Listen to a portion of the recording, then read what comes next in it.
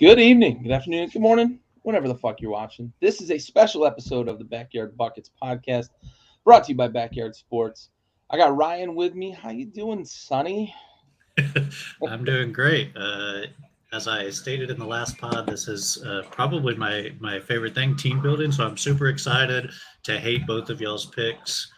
Uh, and yeah, it's the best time of year to see people's lives change and get to judge their outfits with my girlfriend. It's a great time. Yeah, absolutely. I think it's safe to say you also won't be taking a quarterback with the first pick, but people won't be as mad at you. I'm considering it. Johnny Manziel, 1-1. Yeah, Bentley, how you doing, bud? I'm good, dude. I'm excited to be wrong. I'm not wrong often in life, but this is one of those days I'm going to be wrong. Yeah, absolutely. I think there's about three that we're gonna get right, and then the chaos ensues. Probably. If that. I'd be shocked if we get three right, honestly. Yeah. Honestly, Charlotte might just throw that curveball in there and take like Leaky Black at number 2 because he's a UNC alum. Stud. Tyler Hansbrough back in the draft. Yeah, right. Well, anyway, so we're talking mock draft. Obviously, we're kind of spitting about the draft, and it's mock draft season. Finals are over. We talked about Denver getting their first title last week. Now we shift gears, and we're going to talk about the draft, the upcoming draft tomorrow night. I believe coverage starts at 7. Draft starts around 8 o'clock. NBA is a little different than you get with NFL. I know we have a lot of NFL fans on the channel, but we're talking basketball. Quick draft, right? 2 rounds, easy day in terms of not making this thing a 3-day affair. But the coverage is just as exciting, just as contentious in a lot of ways. Despite the consensus number 1 pick, there's been a whole lot of conversation in terms of what he's going to be, but also who's going to go next, and they're on and they're forth. And we are here to give you all the answers. Those might not be the right answers, but we're going to give you answers for who goes 2 through 30 in the first round. Then we're going to conclude with a little bit of talk about who's best, left, and maybe who's going to be a second round potential star, right? Because we've had some big ones. Obviously, the NBA Finals MVP, Draymond Green's another notable name that went in the second round. So we'll give you a little bit of that coverage too. But without further ado, the easiest pick to make in this draft now on the clock. The San Antonio Spurs, whose logos did not turn out very well. To begin with. I think he nailed it. I finally found the ones without backgrounds, and I didn't want them. But anyway, the Spurs are on the clock. I was fortunate enough to win the coin flip. I think Victor Wembanyama, who is the consensus number 1 pick. I don't think there's any question. The tankathon was on. The Spurs won the tankathon. They win the lottery, which, of course, everybody wants to talk about the history with the Spurs, with the David Robinson and Tim Duncan drafts that they were fortunate enough to get the first pick and grab those 2 guys. This is another one of those, maybe even more so hyped than a guy like a David Robinson, who was so good in college, and a Tim Duncan, who was also so good in college. We're talking about a 19-year-old projected superstar, right? At 7'2", maybe 7'5" by the time he's done growing. We're looking at generational talent, right? That's what's being portrayed for Victor Wembanyama. I keep saying that, damn it. But that's a lot of hype. And he's had a lot of conversation about, I don't buy the hype. I'm just here to play basketball. I'm not too taken aback by it. I'm the best player in the world. Even saying, a little shade at Scoot, saying if I was never born, he'd be the number 1 pick. It's in the books. Now, I do want to go on record before I open the floor and kind of let you guys pick apart or kind of reinforce the idea that Spurs are going with Wembanyama at number 1. If I were an NBA GM and I had the number 1 pick, I'm not picking Vic because of my concerns, right? This is the other side of the coin when it comes to Vic. It's the frame, it's the size, it's the foot problems we've seen for a lot of these guys. It's the knee problems we've seen for a lot of these guys. That's the risk you take for a guy who's as tall as he is, athletic as he is, and can shoot the ball, right? You're getting a guy who's going to protect your rim. He's going to knock down threes. We've seen what he's done in the French league. But I'm worried about the health risk. And to be honest, I do think that Scoot Henderson. I don't want to spoil anybody else's pick, but I think he's going to have the best career. So if this weren't a mock draft and me projecting what the Spurs are doing at number one, I probably wouldn't take Vic at number one. I would get myself fired as an NBA GM probably when Wembanyama goes on to be a 15-time first-team All-NBA star and win 4 or 5 rings. Ryan, what are your thoughts about Spurs, Vic, number one? I know you like this guy, and we've talked a lot about kind of what he could be in terms of a generational talent. Yeah, I mean, I think it's the easiest pick in the draft by a long way. The talk is he's the greatest prospect since LeBron James, which is LeBron James was a crazy prospect. People remember they showed his high school games on ESPN, which was a wild time. And the only other people that were doing that were like Sebastian Telfair at the time, who was also a big prospect. So I do want to talk about your concern because there's actually a really interesting tidbit about him. He sleeps like 13 hours a day. And if anybody has seen that, they're worried about his health, right? It's like, hey, you're going to sleep as much as possible. We're going to, wrap you in bubble wrap to make sure, obviously to make sure you get drafted, right? Because if he hurts himself in the fringe league, he probably still gets drafted first, but there's major concerns, right? He's had a lot of minor injuries here and there. Guys at that size historically are always unhealthy.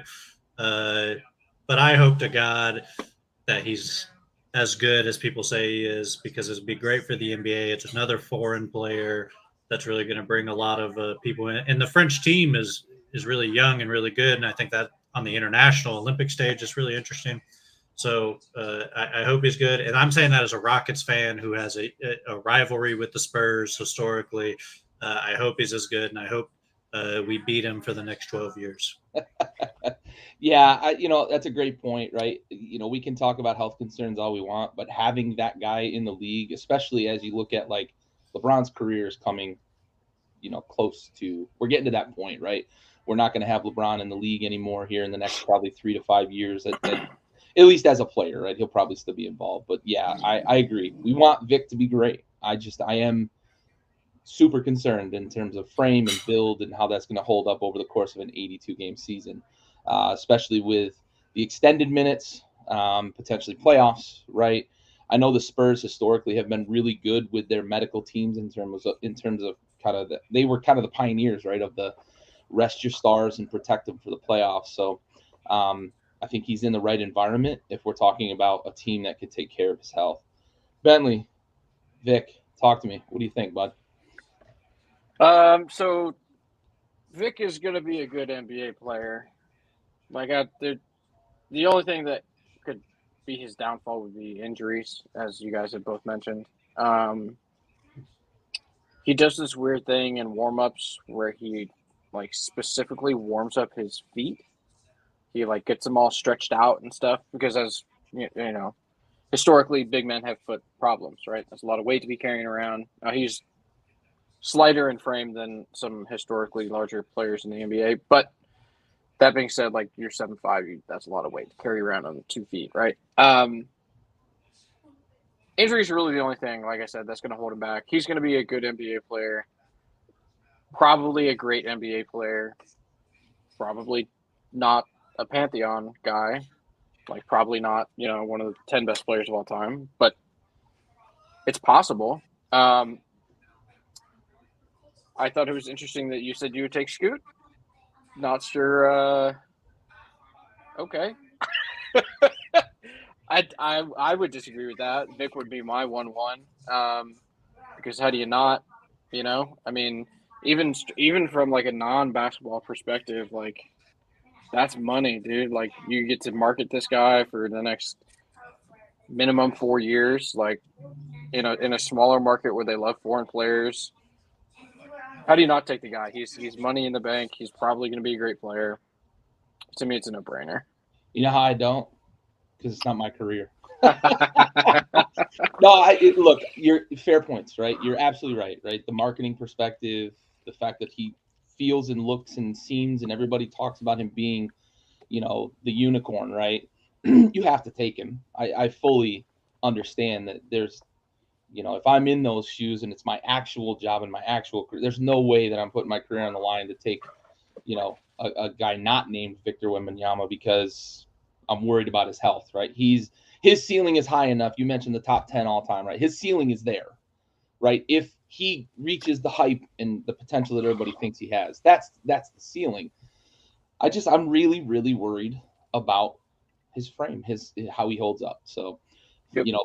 being that this is a mock draft and my actual job is not on the line, I do think that Scoot's going to have, potentially the best career in this draft, but I think he's going to have more longevity and, hold up better over the long haul than Vic will. But I hope not, right? I hope I'm wrong. As Ryan said, for the sake of the league, for the sake of reaching another market, as you mentioned, Bentley, like France already loves the NBA with Tony Parker and, just another guy for them to really root for, and San Antonio to, leverage that again. So I hope he's great. I hope he is, but I just wanted to kind of put it out there. I am concerned. So for clarity's sake, the 1-1 off the board was Scoot, or did you take Vic? I took Vic. Okay. But hypothetically speaking, if I were an NBA GM, which I'm not, and my job is not on the line, I would take Scoot. Right. I like him in terms of longevity and career. So I know I just derailed the entire process here. I'm not going to put the logos up again because it appears they all are backgroundless, and that looks really dumb. So now on the clock. Cut out Ryan's face that way. That's a positive. Let's see if we can cover it up here then. And they're all out of order anyway, so what a mess. There we go. Where'd that go? Yeah. Nice. Now on the clock, Charlotte Hornets. Ryan, who's Charlotte taking at number 2?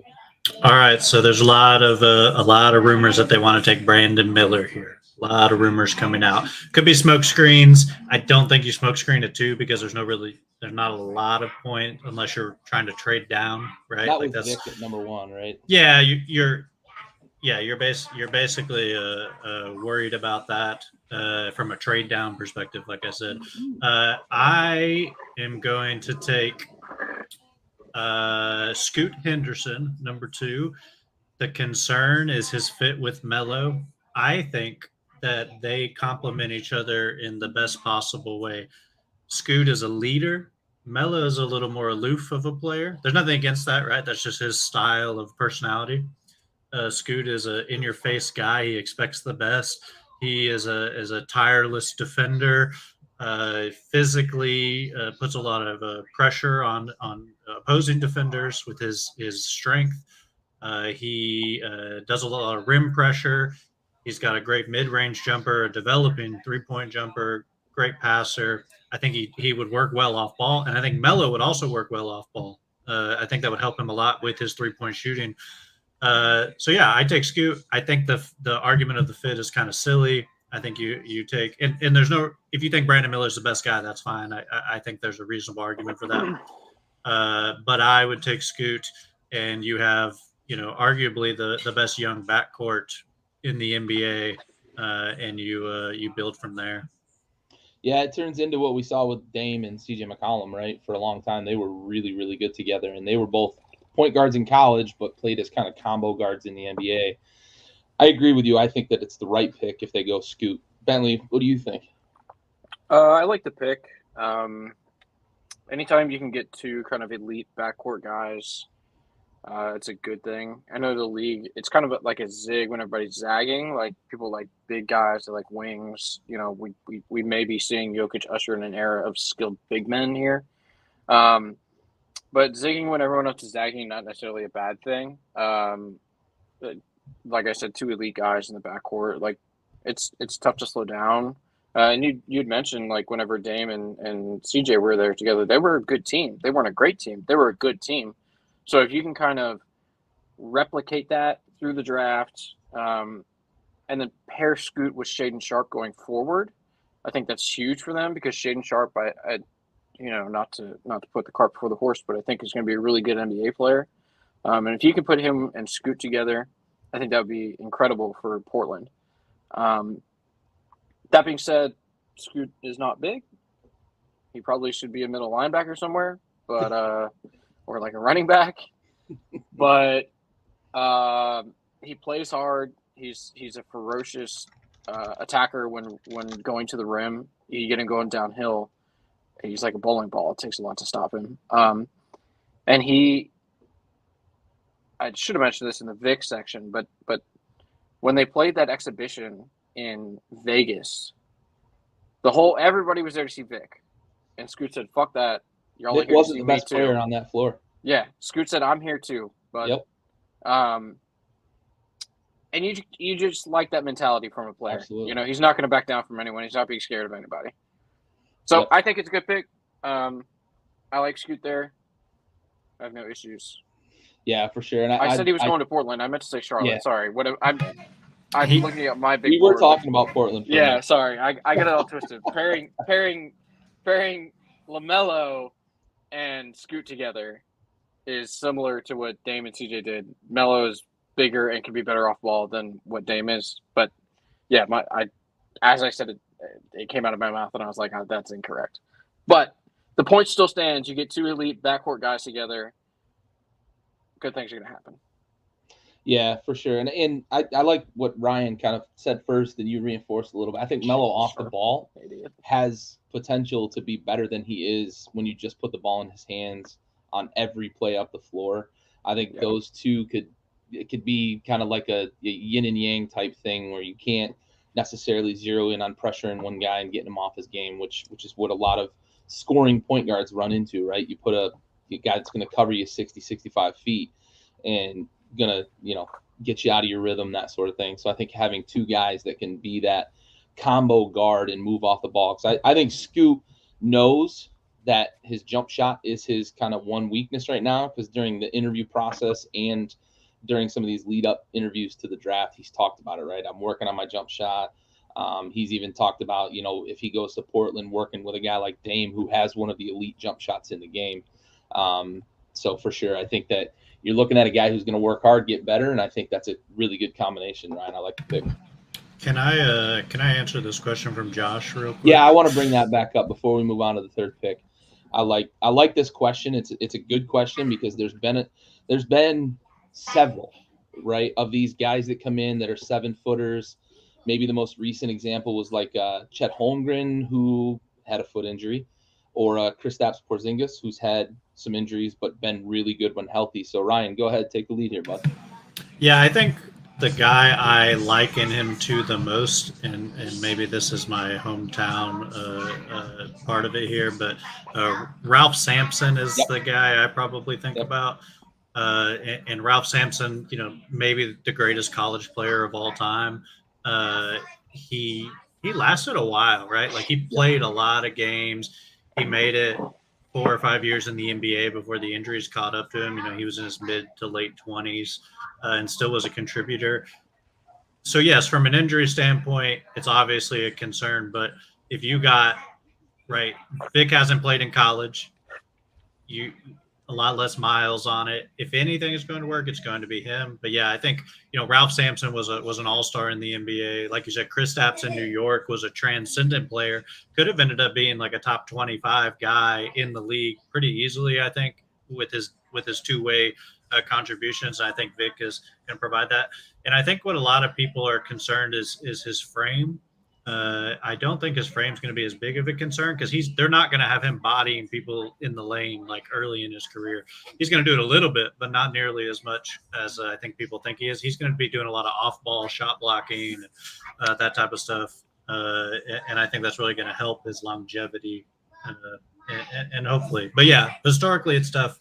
But I think Ralph Sampson had a good 7-year, if you include his college year, career. And if you get 7 all NBA years out of a guy, that's a great career. It's short, but it's great. Yeah, for sure. Bentley, any others you want to talk about? Yeah, if you'll allow me, I have 2 things. I'd like to answer the question. So first off, I see him playing a similar play style to what Anthony Davis does now, or excuse me, what he did in the bubble, right, when they had Dwight Howard on the team. So my guess is that San Antonio is going to pair Vic with a true center and allow him to play like a stretch 3-4 kind of role. They're both tall as shit. They're both kind of lanky. AD has bulked up here recently, but Wembanyama's still a kid, right? So he has time to put on the muscle and the mass. And then Wemby is probably a little more offensively skilled than Anthony Davis. Now, Anthony Davis is a great offensive player when he wants to be and can fill it up for sure. However, I see their defensive prowess being very similar. Wemby may be better. Only time will tell. But the best comparison that I can give him personally from just watching him play is like an Anthony Davis role, just given what I envision him doing on the court. Thing number 2, I'd like to readdress the Charlotte pick because I put Scoot in Portland. There are some similarities. I mentioned Shaedon Sharpe. They have Bridges in Charlotte who can, they're different players, but they play the same position, right? They're both pretty young. Shaedon much younger, but if you pair Scoot with Bridges going forward, that can be a good combo as well as with LaMelo. And there's also a specific player in Charlotte who's very near and dear to my heart, and I'm sure that Ryan knows who I'm talking about. So that's punishing screens, big lob threat around the rim, defensive stopper, none other than Mark Williams. The dude, the two-man game. Kai Jones, yeah. The two-man game that they could play with Mark Williams, who came on really strong late in the season last year for Charlotte and was a stud in college. The two-man game that they could play, this is going to sound preposterous, but I'll stand by it, could be similar to Jokic and Murray. Now, Mark Williams is not Jokic, but Scoot Henderson could potentially be better than Murray going forward. So, like, there could be a similarity there in the two-man game for a long time to come. So a question for you. I guess you probably sort of answered this inadvertently, but you think that Miles Bridges is going to get back to being the guy he was before the issues in the suspension? Then you expect him to be what, a legit size and potential, defensive helper, that sort of thing for them. And that'll help that combination if Charlotte does take Scoot then. Yeah, I do. Especially if Scoot shows up because he takes some of the scoring load off of Bridges, and he can guard. He can guard the opposing team's ball handler. Yep. So it takes some of the load off of Bridges and allows him to kind of recoup himself back into the fold. More of what Klay Thompson does there, and did in Golden State before the knee injury. Yeah, I don't envision Bridges coming back worse than when he left. Okay, that's fair. Ryan, any last thoughts? No, I think that's good. I'm excited to see who Bentley takes because it will be incorrect. So now actually picking for the Portland Trailblazers. Yeah, let's do this again. Bentley. Scoot Henderson's twin brother. Scooter Henderson. Scooter Henderson. Yeah. No, I think that's a pretty obvious pick here. Provided Portland does not trade out of the 3rd overall pick, which with Dame confirming himself coming back to Portland today, I think the odds of them trading the pick go up. That being said, I don't think they're going to trade it. I think they draft Brandon Miller here. Brandon Miller, freshman of the year, SEC, player of the year, SEC, I believe. Dude's a stud all season long. He can fill it up. Had 41 against South Carolina. Hit the overtime left-handed layup winner. Dude can score on 3 levels. He's a little older than like a first-year guy you might want, but I mean, at this point, like what you're splitting hairs. He also is good enough that I think that he can be like a play now, win now kind of guy. Because they're not going to ask him to initiate all of the offense, right? Like at Alabama, the offense ran through him, right? There were times where he wasn't the best player on the court. They have some other really good guys that, one may come up later in this draft, actually. But he was the focal point of that offense. When he goes to Portland, if he goes to Portland, he will not be the focal point of the offense. He will be in addition to the offense. That could potentially be a detriment. We don't know how he plays well, like, off the ball all the time. But like I said, he's a 3-level scorer. He can knock it down. He can fill it up. The dude can flat out score the ball. His off the court stuff, whatever that, the Portland Jailblazers, if you want to call them that, like the old days. But Let's get back to those days, man. Yeah, right. Good teams. I don't envision, Chauncey Billups is there, right? He can kind of Yeah. settle the ship. I think that he's been around the block enough that he can keep you guys' heads on straight. He's kept Dame there for some reason that nobody knows why. But yeah, my pick is Brandon Miller. I think he's going to be really good. I think he's going to score a lot of points in this league. So that brings me to a follow-up question. I just want to get your thoughts, and I don't mean to put you on the spot, but the way this draft kind of fell, the idea of Scoot being drafted might have changed kind of what Portland's plan was with Dame. If they've got guy in waiting, maybe they look to move him a little more aggressively, right? Or they play those two together.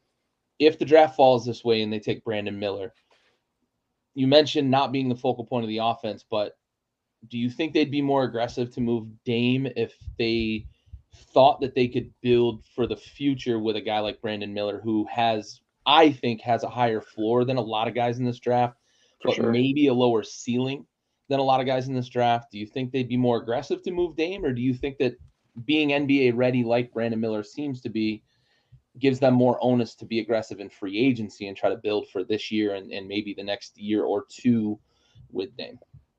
So I think the answer kind of will be determined in like the first couple months of the season, right? Like probably around Christmas time, they'll decide. Definitely for the trade deadline, right? So you think a deadline deal for Dame might be? Yeah, like if Brandon Miller comes in and is just not ready, and they don't think that he's going to be able to provide the boost that they need to get into the playoffs and make a run, I think that will probably incentivize Dame to want out near the trade deadline. Yeah. But if they come in and if Brandon Miller comes in and is good and is a stud early, I think that probably incentivizes Portland to be aggressive at the trade deadline to try to bring guys in. That's my guess. Brian, what do you think of the pick? Maybe what do you think about Portland, their outlook if they do end up with Miller? Yeah, I agree with the pick. So I like your follow-up question. I think that's really the important part of it. I think the concern, if Miller falls here, and it's possible, right? Like we said, smokescreen with Charlotte wanting Miller. If Portland takes Miller, my concern is this allows them to make a huge mistake, right? Not with taking Miller. Miller would be correct, in my opinion. The mistake is thinking they will now be good enough to do anything. That is the mistake that because Miller is probably going to contribute at a league average to probably slightly below average, because rookies don't move the needle very much just in general. Even an older rookie like him, he's like 30 or whatever. Like the oldest. Buffkin is younger than him and did 2 years in college. So right. There's a lot of guys younger than him that were classes above him. He's 20, by the way. Yeah, no, I know. He's a fucking elder statesman. So for a freshman he is. The expectation, right, is we draft him. It's like, oh, he's going to contribute at the 4 and the 3 right away. He's going to be perfect with Dame. They should not be thinking that at all. They should be like, this is the piece we start the rebuild with, and we need to move off Dame, because you're not winning a championship with Brandon Miller. That's not. You're not. If they got Victor, they're not winning a championship with Victor and Dame, in my opinion. That's just not going to happen. It's not like back in the day where guys had 4 years in college. You got him, and it's like that's kind of an established guy. He's close to his peak.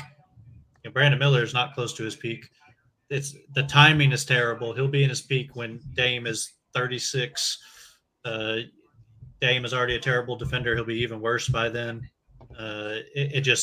It allows the opportunity for them to make a terrible mistake from a team building perspective, and that is my concern because of the high floor that you said, Gary. Yep. It allows them to make that mistake. Yep. Good. All right. Well, moving on to maybe the most scrutinized pick of the round here, because we have a resident Houston Rockets fan who didn't end up with the Houston Rockets as their pick. I put in a little extra work when it came to this pick because I knew I was going to be under the microscope. So thank you, Ryan, for making me do a little more homework on the 4th pick in the draft. Plus, I had it easy with the 1st pick, right? It was already done for me. So I considered a lot of things, right, with Houston, like what fits what they seem to be building there. right? The last couple of years, they've really filled up the guard position, whether it's via trade or via the draft. I think they've got their backcourt figured out. So I started to look, what's the best roster building pick at number 4? I wanted a guy who could be like a guard 3-4, maybe even 5 in smaller lineups, that sort of thing. A guy who could bring some juice on the defensive end, but also really could put the ball in the basket. I considered possibly, right, the French second phenom, Koulibaly. I think that he's got a pretty high ceiling, but I can't take him at 4. I just can't. I think he's more of a, later in the lottery pick, probably top 10. I really, really like the guy I did end up settling on, though. I considered Jarace Walker out of Houston. He played right down the road, would be a pretty good pick there. I think he's got some of that juice that they need. But I really, really like Taylor Hendricks out of Central Florida. I like his size. I like his wingspan. I like the fact that he can score the ball. I also like the fact that he can guard across the board. I think he can guard 1 through 5, probably maybe not 5 against bigger lineups, but I like that he can take a lot of pressure off those guards that they have that can score, right? Houston's problem isn't, they don't need another guy that can shoot the lights out of the building or score 25 a night. They need a guy who's going to give them 15 to 18, 8 to 10 boards maybe, and be able to shut down somebody defensively and help take some pressure off those guards. So Taylor Hendricks is my pick. I love the size, the versatility, and that's why I settled on him for Houston. Ryan, I didn't get a negative reaction right away. What do you think, bud? Yeah, so that would not be my pick. I had him at a 7 on my board. I could see that being the pick. I don't think that's like out of the realm of possibility. My concern with the pick is he's a little redundant with Jabari Smith Jr. I actually think they have very similar play styles. They're both kind of a stretch 4, off ball, rim protector. They're, guard the perimeter, like you said. Now, you can never have too many of those guys. I mean, if you could build like 4 guys and like a guard, you'd probably be pretty happy. Like that's like what the Clippers basically do, right? When Zubac is not on the floor. It would not be my pick, but I don't think it's terrible. I think he could easily end up being a top 5 guy in this draft. You get that at 4, you're happy. The other concern I have, and it again is about Jabari Smith, I think when you're in the situation Houston is, they've been the worst team in the league, if not the worst team, but the second worst team in the league for 3 years. You're really lowering your ceiling with Taylor Hendricks, right?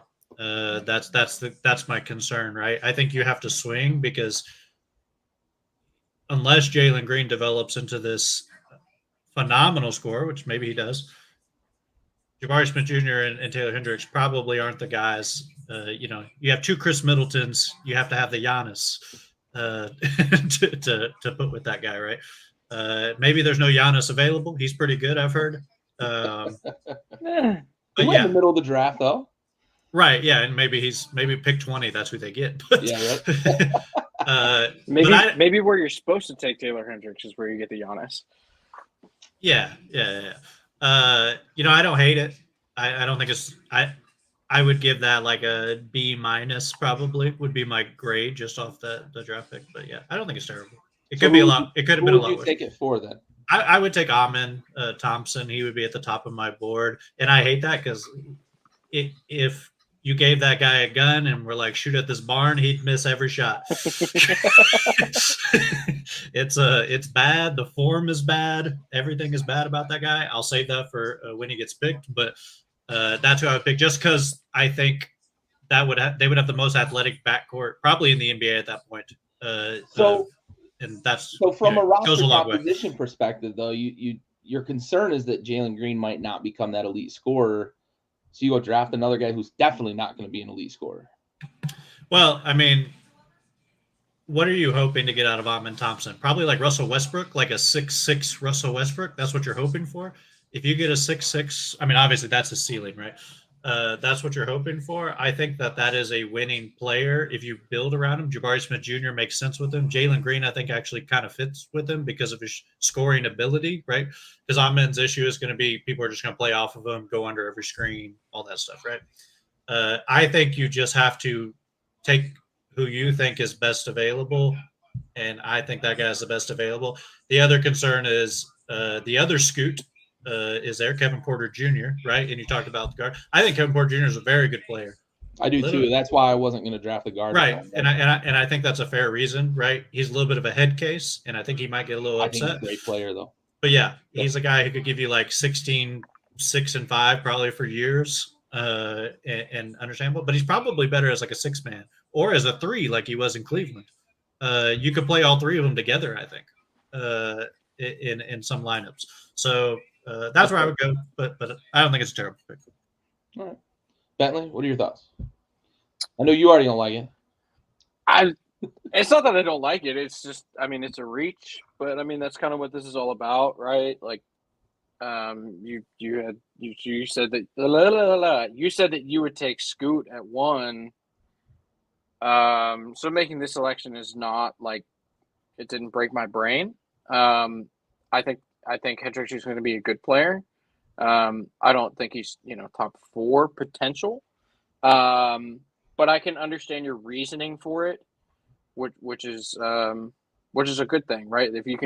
If you were a GM and you can make the case to your owner why we take this guy here, I think that you're doing your job. So I don't hate it. That's fine. Cool. I didn't get a lot of hate mail out of that. All right. You want hate mail? I can give you hate mail if you'd like it. I'm typing right now. Yeah. You're an idiot. You're an idiot.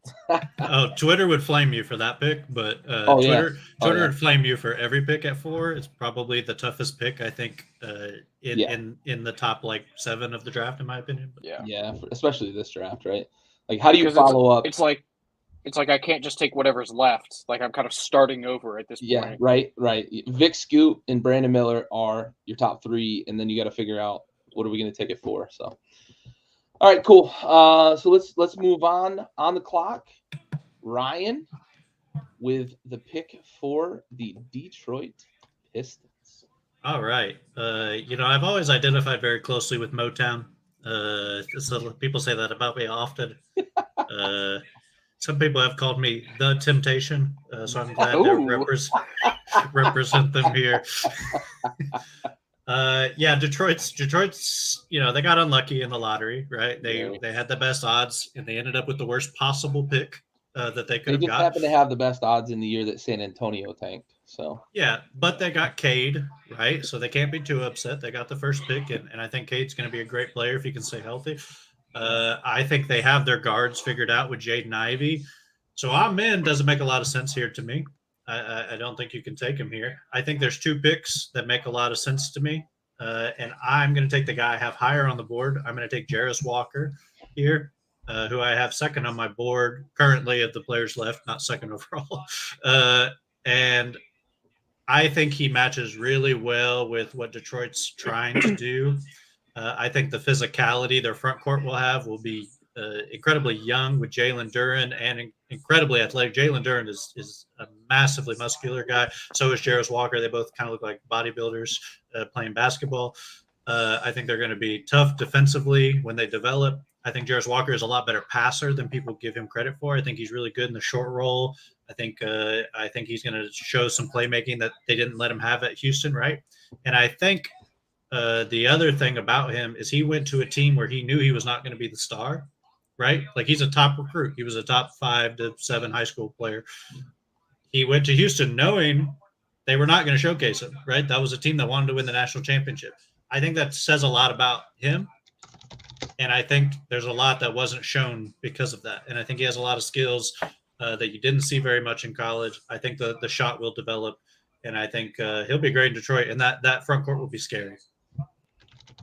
I like that pick. I said I considered him at 4. I really like what he brings to the table. You mentioned his size, his versatility. I think he's a guy in smaller lineups can play the 5 for you and not be a liability. So I like that pick. And I think Detroit needs a guy like that, right? They need a guy with some toughness, leadership. I think that you mentioned he wanted to go win a national championship. That says a lot about his mentality, right? He wants to win. He's not a guy who's going to be chasing stats or anything like that. So I like that pick. I do. They need Cade to stay healthy so bad, though. Bentley, what do you think about that 5th, Jarace Walker? I really like the pick, actually. I think that they have a lot of players in place, like a lot of building blocks in place in Detroit already, and adding a guy who was probably the best player on his team in college.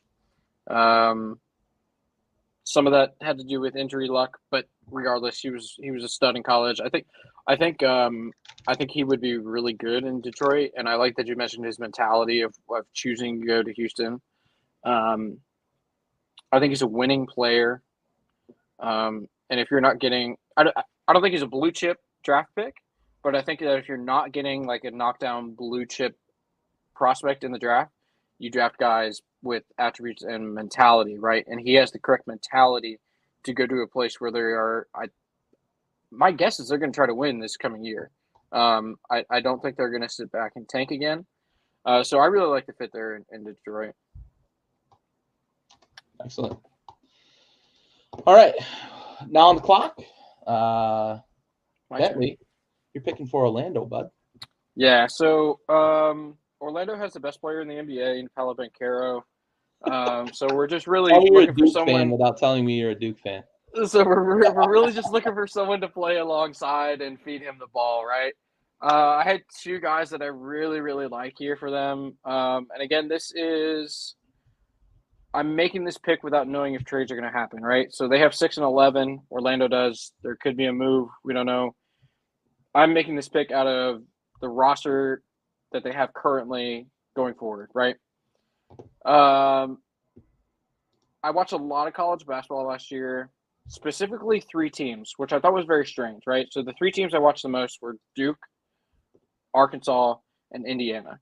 I don't know why that happened. That's just kind of how it happened, right? So I saw a lot of this guy. I think I watched every game of the Maui Invitational. Saw this kid a lot. He's big, he's fast, he makes lightning quick decisions on the court. His name is Anthony Black. The dude's a stud. He can fill it up, he can distribute, and when he wants to, he can play defense because he's huge, right? He's going to be, I think he's 6'7", I believe is the measurement I have him at. I really like Anthony Black. I don't have. We had a lot of technical difficulties on my side this week, as you guys know, so I don't have super in-depth analysis about him. But it's like I told Ryan yesterday. I watch a lot of college basketball, as does Ryan, but we watch it through 2 different lenses. I watch it as a college basketball guy. Ryan watches it as an NBA guy, right? Like, so he watches for potential and stuff. I watch how they, like, is this a good college basketball player? Anthony Black was an incredible college basketball player, and he played alongside for some of the year with Nick Smith, right? Who was projected to be a better player than him, had some injury issues, ended up playing at the back end of the year, but Anthony Black by that point was already a better player than he was on that team. So at that size, with his elite decision-making on the court, he can be a little loose, but his decision-making is lightning fast and oftentimes is the right decision. I think that plugging him in there with Wagner and Banchero is kind of a no-brainer. Now you have Suggs and Fultz, obviously, right? But again, there could be trades. Things could happen. Suggs may not be on the roster. Regardless, if you put Anthony Black on that team, it increases the size of the backcourt. Marco Fultz is already a pretty big point guard, and he's very good. Anthony Black is just a plus. He's an addition to that roster, and I think he makes them better all around. Yeah, I hate that pick only because I was about to take him next for the Pacers, so now I got to fucking change my entire pick. I'm so sorry. Hey, I like guard? him. Yeah, right. I like him though. Great player. My biggest thing is with the Pacers, why I was going to take him next is because TJ McConnell's on the way out. I thought he could kind of fill that role for them. long term. And if that's what they get out of the, 7th pick in the draft, I think they'd be happy with that. But I like that pick. I think Orlando needs a guy like that as well, especially since I think they've found kind of their face of the franchise, their eventual, hopefully, right, superstar, as you said, the best player in the league in Paolo Banchero. I like pairing him with a guy like Anthony Black because he's a really good distributor of the ball. And if you can get his best effort on defense, I think he can be a good defender because you said he's got the size, right? He's big enough to be a good defender. Ryan, what are your thoughts on this pick? As Bentley said, I watch through an NBA lens, and I like the pick. That's what I'll start out by saying. I also want to give a shout out to Anthony Black's high school, Duncanville High School, right outside of Dallas, Texas, which crushed my high school in 2008 by about 45 points in a tournament. And they continue to do that to this day. Blue Bloods come out of that high school. And Ron Holland, who is now with the G League Ignite for next year, also went to that high school and could be the first pick in next year's draft. So the pedigree's there. Yeah. I mean, they had 4. I think they had 6 Division I players when I was there, and it's a regular high school, not an academy. That's just people live there. A lot of rich people live there. A lot of former athletes. So great coaching there. He's got great pedigree. He went to a team up with a bunch of guys like Nick Smith. People thought Nick Smith would potentially be a top 5 pick, I think, and it dealt with injuries. I think it's surprising a lot of people would take Anthony Black here. What I will say, I'll say 2 things. One positive, that might be the longest team in the league. They would have incredible length. They would be really – it reminds me, honestly, almost like the Lakers with Lamar Odom and that team, right? Like they might be longer than them. Yeah, they might be – they're not as talented, but they might be as long. The Andrew Bynum as well during his peak. Again, those guys are not Kobe and those guys, but defensively they would be incredible. Maybe they'll run the triangle offense because they sure as hell cannot shoot. And that's a huge, when Franz Wagner is your best shooter and you take Anthony Black, Franz Wagner is still your best shooter. And that's the critique of Anthony Black, right? That's his swing skill. Yep. If he's an all-star, he shoots. Yep. If he's a contributor, he doesn't shoot. But I think his defense translates. I think his passing translates. I think he's an NBA player. I think it's a good pick. I have one guy at the same position over him. I think most people probably know who that is. Wouldn't be where I would go, but I like it from a fit perspective. I think it matches up with what Orlando likes. Yep. Quick aside. Go ahead. I just want to reiterate one thing that Ryan said. If he can shoot, he'll be an all-star. Yeah. I think that goes for about 27 of the first-round draft picks in this draft. Yeah. If they can develop a jump shot, they'll be an all-star. Yes. I think that there is – I'm looking at my board right now. I think I have 2 players on it that I know have an NBA jump shot. Yeah. Yeah. It's the ultimate swing skill in the draft, right? And it's crazy because everyone goes, Steph Curry changed the league and everyone shoots now. And I'm like, yeah, everyone shoots. They just don't hit it. They don't make them. Yep. All right, so real quick, we got a question from Cyrus Cristobal about the Pelicans. Can they get the 2nd or 3rd pick? I don't know if they have the assets that they're willing to give up to get there, right? Are they willing to give up those assets? I think they have assets, but are they willing to make that move to get to a Scoot or a Brandon Miller? Bentley, I saw your face. I want to go to you first. Yeah. Zion and Herb Jones for 2? Do they want to give that up, though? Well, the question was not do they want to give it up. The question is, can they get the 2nd or 3rd pick? Okay, they can. They can get the 2nd pick so long as Charlotte is willing to take Zion, who's a Carolina boy. Now, it's South Carolina, but he's from upstate. Yeah. So basically North Carolina. They have the assets, even if they want to move Brandon Ingram. I think that there's probably a team out there, if Portland thinks that Brandon Ingram is a player and Trey Murphy, Herb Jones, you're gonna have to throw in somebody else to make it work, right? But if you are willing to throw in BI or Zion to a Portland or Charlotte, I think that they have the assets to be able to get up to 2 or 3. And I think it's really gonna come down to whoever David Griffin thinks is taking Scoot, because I don't think they want Brandon Miller. They're going to want to Scoot to pair with either BI or Zion, because if you remember down the stretch last year, BI was playing their point guard. Like, BI was bringing the ball up to court and running the offense, which he was good at. Like, he's developed a lot, but like ultimately you want a point guard to play with Brandon Ingram and especially Zion. Probably more so BI, but because Zion was running like a point forward deal, but like and this is a hypothetical where Zion is healthy all the time, right? And he plays. So they have the assets to get to 2 or 3. It's going to be a matter of whether they're, like Gary said, whether they're willing to give them up and whether they can decipher, like Ryan mentioned earlier, if it's a smokescreen or not, who is going to take Scoot Henderson, because that's the pick that they're going to want. They're not going to want Brandon Miller. They're going to want the Scoot pick. They're going to want to pair the elite point guard with either BI or Zion. Yeah, that's fair. You hit the question more directly than I did. I just don't think they're willing to give up the assets to get there. But you're absolutely right. If they want to go get Scoot, they do have the assets. They can go get him for sure. And I agree with you 100%. They're not going to get Brandon Miller. Ryan, thoughts on this? Yeah, if you offered me Zion Williamson for the second pick, I would make you say it, to the FBI so you couldn't back out, because I would immediately give you that second pick, because Zion is a known quantity on the court. He's an unknown quantity how often he's going to be on the court, but he's a known quantity on the court. And New Orleans would be crazy to do that, in my opinion. I don't think it makes sense. I think on paper, New Orleans is one of the best teams in the league. When healthy, they just got to play together. I think it's a mistake to try to blow it up this early. Your guy, CJ McCollum's really the only guy that's like out of the age range that makes sense for their team. And he's not yet out of it. It's just like, if in 4 years or is that their peak, he's probably not like around. But currently, if that team made it to the finals, it would not shock me as they're currently constructed. Not at all. Trey Murphy. They were the 1 seed in the West in January. Yeah. Trey Murphy III is one of the best role players in the entire NBA. I mean, he's like a 40, 50, 90 guy that no one talks about. Herb Jones, another guy.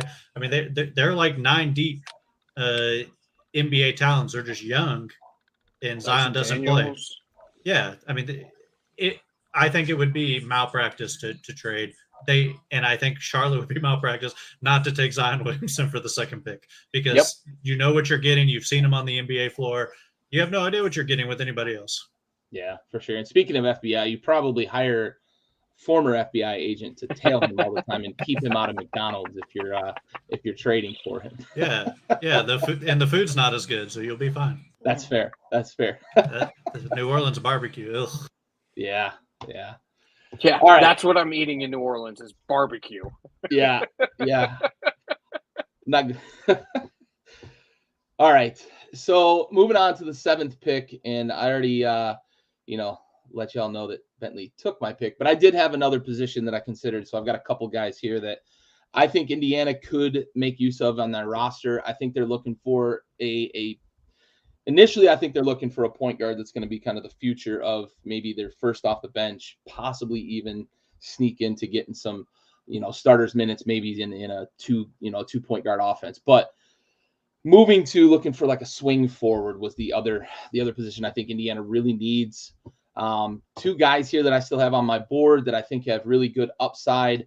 One I think is a little more NBA ready now, that might not have as big a ceiling, and then the other I think international player, I already mentioned him once, has a really high ceiling, and that's Billy Coulibaly. I think that he has a bigger upside than the other person I considered, and I'm not going to mention it because I still like him at 10 where I picked next. So maybe I can kind of play smokescreen and keep him off your guys' radar. But Billy Coulibaly, I think, to Indiana, I think pairing him with what they've already got there, if they can keep Miles Turner long term, I think that makes them longer in terms of, defensively. Both are kind of liabilities, but that length can offset some of that in terms of their ability to defend either on ball or off ball. I think Miles Turner is a good off ball help guy. But offensively, I think what you could potentially get from Coulibaly, we saw it a little bit. I mentioned it before we jumped on here that it's wild that Metro 92 has, likely 2 lottery picks in the NBA. And they were in the finals of their league, but they didn't win their league. And then we talked about they're playing against grown men. So while I consider another prospect at the swing forward position a little more pro ready, I do think that the exposure that Billy got in the French league is going to help him in terms of being maybe quicker to get up to speed and maybe quicker to grasp the NBA game, especially as much international flavor as there is in the NBA game now, in terms of the way the game is played. A lot more shooting, a lot more spread the floor, a lot less clog the lane and worry about a guy's frame, that sort of thing. So I'm going with Coulibaly here at 7 for Indiana. I think if you can get a guy with that kind of upside, if he realizes it and you get that at 7, that's a real big win, in my opinion. Ryan, going to go to you first this time. What are your thoughts? Yeah, he's really weird because he has continued to play while everyone else hasn't. And I think in the draft verse, like the Spider Verse, but the draft verse on Twitter, he's become popular because you get more tape of him, right? You get to watch him. It's like, well, no one else is playing. I mean, not even the NBA is not playing at all. Like, you have no one to watch. And that is what makes it tough, right? Because you go, wow, I see it. I see everything you're talking about.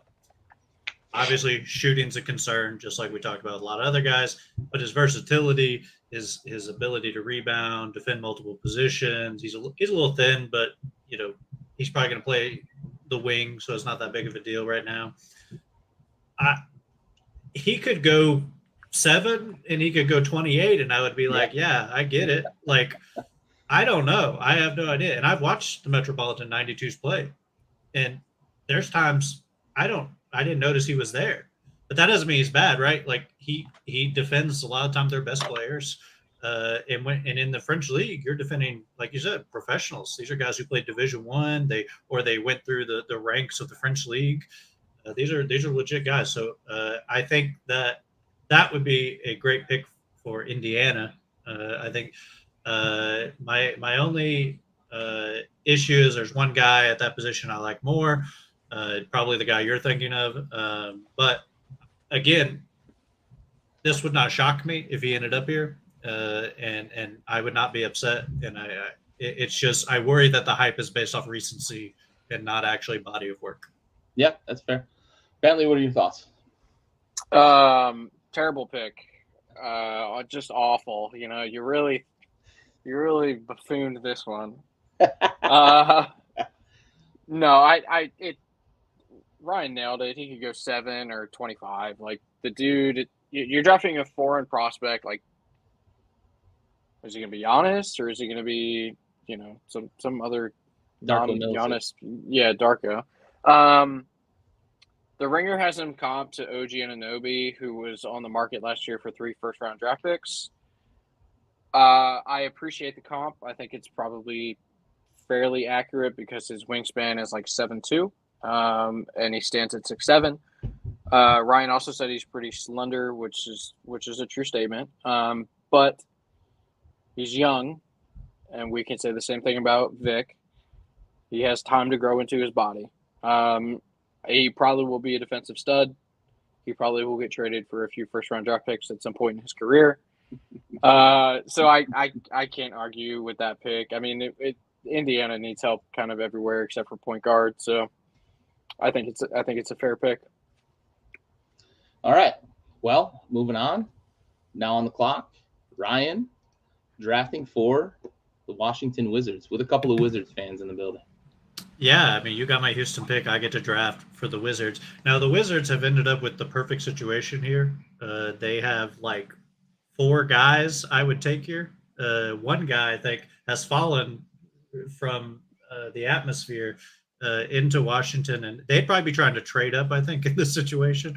If this got to like 6, I'm going to take Amen Thompson here. I think it's a great player for their very likely heavy rebuild they're doing.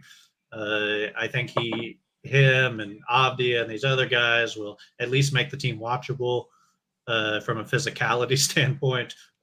Not from Denny, but from Amen. But the playmaking will be there. They'll be great in the open floor. They'll be really interesting to watch from that perspective. They'll be god awful. They might be the worst team in the league. Like without Kuzma, they probably are. They probably are with Kuzma. Crazily enough, they lost their 2 best players by a mile. I feel like. So you take the best available here. You take Amen Thompson, and you hope he becomes like a below average 3-point shooter, because I think that's his ceiling is like 33%. Like if he hits 1 out of 3, you're super happy. He still is a concern in the playoffs, but Washington's not making the playoffs anytime soon, so let's not worry about that till we get there. Bentley, what are your thoughts? I'm excited to draft future Turkish League MVP Amen Thompson at what are we at 8 overall. Yeah, I mean, I'm not shocked because it's the three of us doing this draft, but if Amen Thompson makes it to 8 overall, I would be shocked tomorrow. The dude's a freak. There would be a lot of playmaking on the court. Washington would probably pass the ball like 8 times, and then Corey Kispert would take a 3-pointer. I think that would be our entire offense next year, provided that Kuzma is not there, because the way today is going, I doubt that he will be. He's raw. He's 20. You take the talent. You hope that he develops to be 6'6" Russell Westbrook, as he said earlier. I don't like it. I'm not a fan of the Thompson brothers. They haven't shown me a whole lot to be excited about, other than running fast and jumping high. But look, athletes prevail in the NBA, so maybe he turns out to be really good. Who knows? Yeah, the athleticism, really intriguing. Does he ever put in any work to get to 33% from the 3-point line? That's going to be the question. I think you're going to get highlight reel from him. You're going to get, as you and Ryan both just said, like, you're going to get that open floor fun. Washington's not going to win a lot of games, but they might make Sports Center more often than not, in terms of hitting the top 10 potentially with what they've got in terms of athleticism. If he's your best on the board, that's what Washington needs to go with. This low in the lottery, to be honest. You're hoping that you can get a guy that is a contributor right away, and I think just give him the ball and let him run the floor, and you hope that Washington stops screwing it up with Denny Avdia, because let him play point guard. Yeah, he's shown flashes, but they just refuse to let Denny beat Denny. Which is what they did with Rui, and then we saw what he did with the Lakers in the playoffs this year when they just kind of let Rui be Rui, right? You just hope that we stop screwing this thing up, because been a lot of talent that's come through Washington that just hasn't turned into anything. It's not materialized into anything productive. But I don't think I think from the future of the position, or at least kind of the current state of what teams are projecting for the future of the position, I think he fits perfectly. Playmaker, guy who can really push the pace. The NBA is really focused on pace nowadays, and he's a guy that can do that for you. Ryan, go ahead. Yeah, I just wanted to say I understand why the Thompson brothers are falling here.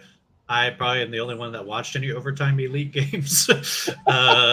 I think this is I just want to say, for posterity's sake, I think this is a really interesting time. There was a guy last year, Gene Montero, who went in the draft, who played in the overtime elite. Actually, I think he was undrafted, but he was expected to be like a second round into the draft guy.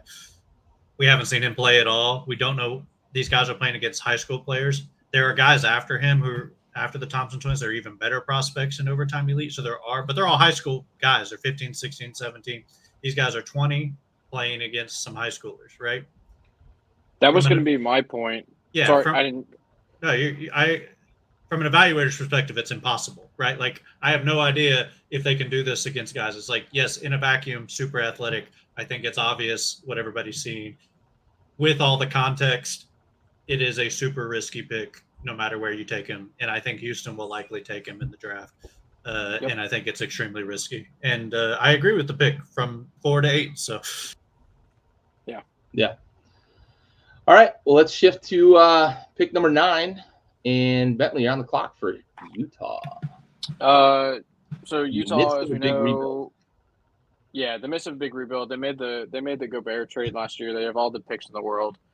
They have a returning stud, provided hope and safety for Markkanen as he serves in the military overseas. But he kind of took a leap this year, right? That nobody really saw coming. I think that Cleveland probably regrets not having him on their roster this year.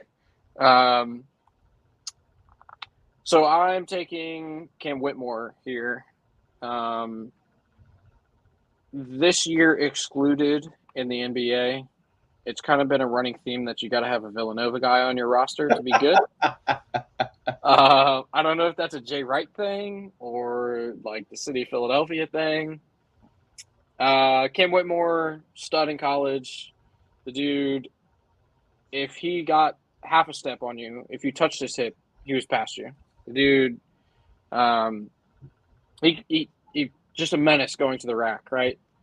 So if he, it's impossible to tell, right? But if he can duplicate that in the NBA, he can be a real legitimate scoring threat for I'm going to say Park City, but it's Salt Lake City.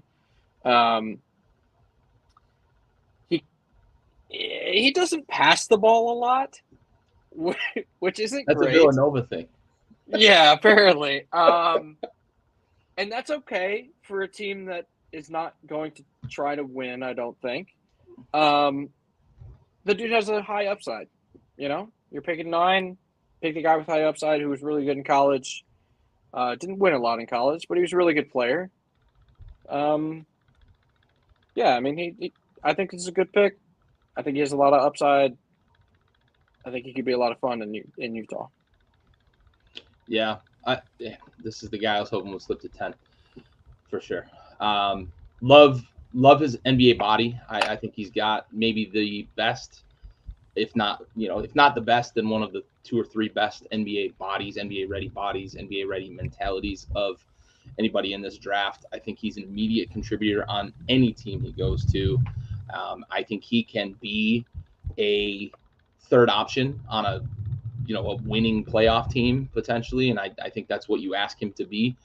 And I think that's what Utah probably is going to ask him to be, is eventually be that third option in terms of scoring. But he's going to be a really good defender. He's going to be a really physical player, and he's going to get you a lot of kind of grinded out, dirty rebounds, right? When when things break down, he's going to be able to make that gritty play. A lot of what we talked about with Miami, right? Miami was kind of that way. I think he fits that bill, and I think you need that guy on your roster. I love Cam Whitmore. I even quickly considered him at 4 for Houston because I think he's a guy that can bring a lot of toughness and some versatility also to that lineup. But in the end, I kind of went with someone I thought had a little higher upside. But love this pick at 8, wanted him at 10. So again, whatever. Well, yeah, you took Koulibaly from me, so I just returned the favor. Yeah. Ryan, what are your thoughts on this pick? I see you nod your head a little bit. I assume you kind of agree with some of what Bentley said. Yeah, I think if Utah got this pick, they'd be super happy. I'd give this an A+ to Bentley, which I've never given him in my life. Hey, let's go. He's got a 1.0 GPA at my university, so he needs it. Yeah, I think I just want to address the criticisms of not being able to pass. That Villanova team wasn't very good. I think that kind of limited some of the playmaking that he would normally do. I think he's a better passer. He's not going to be like some transcendent guy, but I think he's a better passer than people are giving him credit. I love the pick. I think he's one of the guys that can shoot. On Bentley's list of people, he might have been on there, but he's one of the better shooters. He's also one of the younger players in the draft. I think he's like the 3rd youngest guy in the draft. At this. So you're getting a guy who probably is going to develop quite a bit, and I think is the prototypical wing that you want, and it fits Utah really well because that position is a position of need. So getting the best available and position of need at this point is you can't ask for anything more at number 9. So I give it A+, my seal of approval. Yep, I agree 100%. I wanted him at 10 because I thought he would be the perfect fit for my next pick on the clock, the Dallas Mavericks. I'm going to apologize to everybody listening. I do have some noise kind of in the background. I have kids running around on tile floor right above my head a little bit off and on. So I try to keep it as quiet as possible for the shows, but we've got a couple extra kids in the house this week. So I apologize for anybody hearing that feedback. At least there's no dogs barking. I do have dogs too. They're running around Oh, chasing the kids that are running around on the tile floor. So it's I make a mine go literal to sleep. zoo. What's that? I make mine go to sleep. Yeah. It's a literal zoo in my house right now. Nice. So with the 10th pick, now I've got to shift gears a little bit, but I think what Dallas really needs is athleticism. What Dallas really needs is somebody who can defend and give some scoring off the ball. The pick I'm about to make is not somebody who's going to give them a ton of scoring off the ball unless he really focuses on developing as an offensive player. But he's a guy who's going to give them a good defensive option who can take some of that pressure off of Luka. Luka doesn't defend anyway, but take more pressure off of him in terms of the defensive end, and be a guy who I think could work a bit in the screen and roll, pick and roll game with Luka and be a finisher at the rim. And if that's his offensive niche, then I think he could be a good complement offensively for them. I'm going to go with the other Thompson brother, Ausar Thompson. I think his athleticism fits that Dallas roster. I think it's positionally a need for them. And I think defensively, it's really going to help them, and the fact that he can rebound well. Now, as Ryan already said, with Amen Thompson, they're playing against 15, 16, 17-year-olds in a lot of these games that they're playing in the G League. But, I do think that when you watch him on tape, I think the athleticism will translate. And I think that he could potentially be a better offensive option in some ways than Amen would be, but not in the same way, right? Amen's going to be on the ball, dominate the ball, and be going to the rim. I think that Ausar can be a guy that can complement what Luka brings to the table. And, I don't know how much validity there's going to be to this. It might be hype train, but I know there's been a lot of conversation about the fact that shooting form and his ability to change through the season, they think that he might turn into a shooter. So if he ever does turn into a guy that can shoot, you're looking at a guy that could contribute in a lot of ways for a Dallas Mavericks team that needs a lot. Considering they were almost a playoff team and they need a ton, that's not a good look. But that trade did not work out for them, that Kyrie trade, and they were pretty fortunate to keep this pick because they almost lost it. Bentley, what are your thoughts on Dallas here? Do you see something better for them maybe? So I thought you were going to go a different direction when you brought up the pick and roll game. I agree that he will add athleticism to that team, which is something that they severely lack, to include Luka Doncic, who plays extremely slow. I'm not sure I love the fit, but I understand why you made the pick. And I'm not criticizing the pick at all. Maybe I'm criticizing it a little bit. I don't know that I love the fit there, truthfully.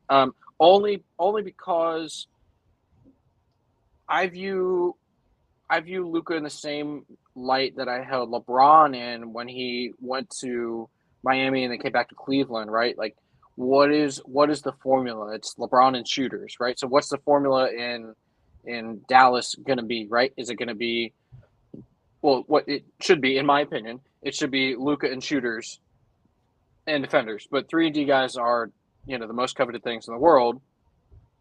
But Ausar Thompson, not really a shooter. Could he be a good defender? Absolutely, if you get him to buy in. So I would have preferred a player with a little more shooting capability there. But to that point, as we mentioned, all of these players in this draft, if they develop a jump shot, could be great players. There's a guy that I'm looking at on my other monitor here that I think I would have preferred to take there. But I understand why you made the pick. It's fine. I don't at 10 you're probably not drafting an all-star. You're kind of looking for a guy to contribute, and I think that Thompson could develop into a contributing player. All right. So let's move on. Number 11, Ryan, you're on the clock for Orlando's second pick of this draft. Oh, yay. Best player in the league team. Yes. One thing I do want to say about Ausar is that is the best player available at that point. I don't think it's a bad pick. So, I just don't think Dallas will probably take best player available because of their situation. They'll take best fit because they want to win with Luka. So that's the only thing I'll say about that pick. So Orlando's weird, right? They had 2 picks. I'm going to take a guy that will just make them even bigger and longer than they already were. And I'm going to take Leonard Miller from the G League Ignite, who I think is heavily underrated by a lot of players. He was one of the best players in the G League, which is professional players, guys on the fringe of the NBA. He's 6'10", 6'11", pretty good defender, can guard the 4 and the 5. I think he'd be a great rotational piece for them, and I think someone who can develop into something that would be great value at 11. And like I said, I think a lot of people are sleeping on him because Scoot was the bigger name for the Ignite. But Leonard Miller was a possible first round pick last year when he was out of Canada. He went to like an academy in Canada.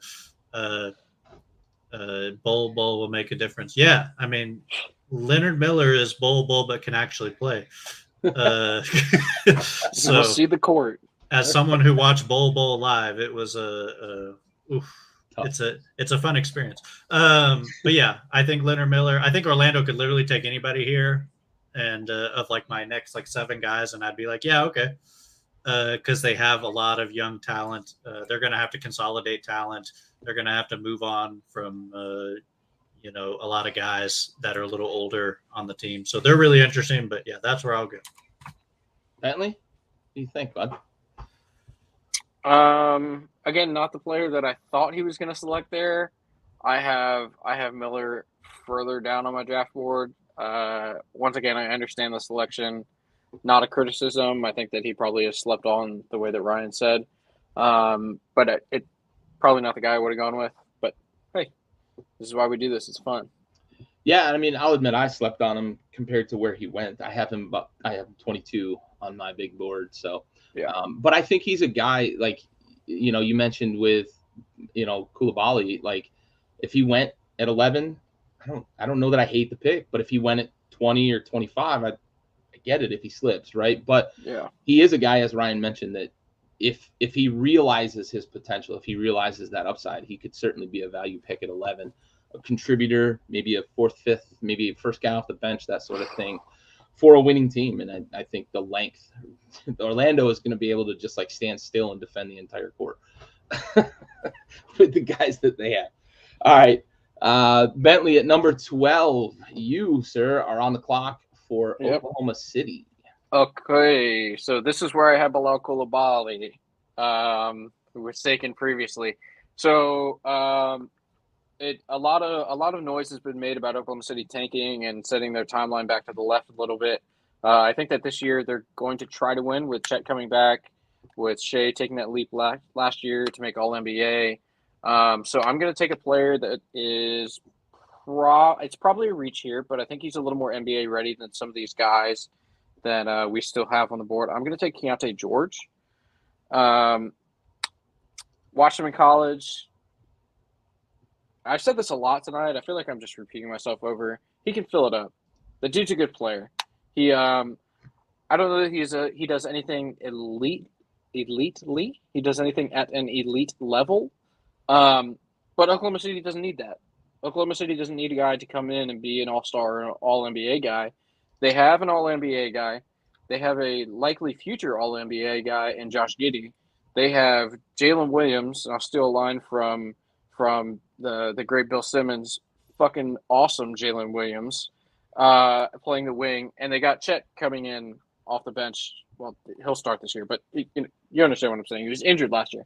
So if they can get Keontae George in to just contribute, even run, the bench squad for them, playing the in-between minutes from when Dort is on the bench or Giddey's on the bench, I think that he could really be a positive value added to that roster as someone who's a little more ready to perform at high levels than some of these, 18, 19-year-old kids.